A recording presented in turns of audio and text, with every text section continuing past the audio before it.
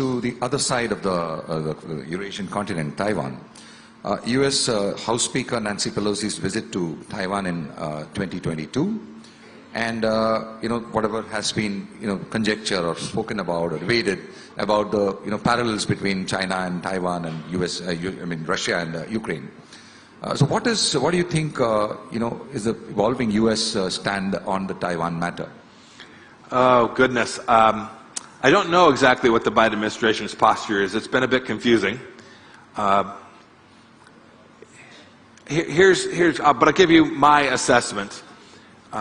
It is Xi Jinping has made clear, but there should be no doubt in anybody's mind what Xi Jinping's intentions are with respect to Taiwan. He uses the term reunification, although Taiwan has never been part of the Chinese Communist Party's power. Second, he has a timeline, and we don't know what that timeline is.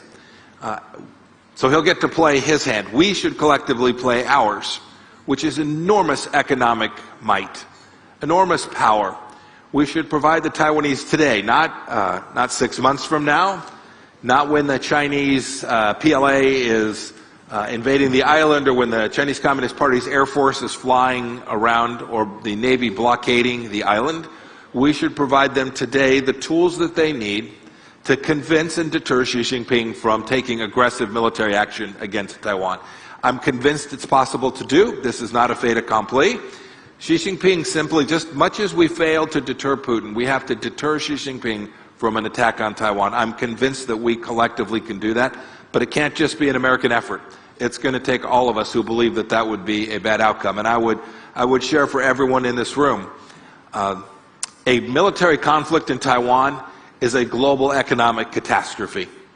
Certainly because of TSMC, the massive semiconductor facility that sits on the southern end of the island, but also because it is nearly impossible to imagine that this is contained with a conflict between China and Taiwan.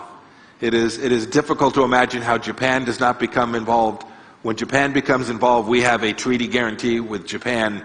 This gets big fast. And so the central idea of deterring Taiwan is essential, not just for the Taiwanese people, but for all of us who want a continued set of economic relationships that permit the next generation of people and the next billion people in the world to be fed as well.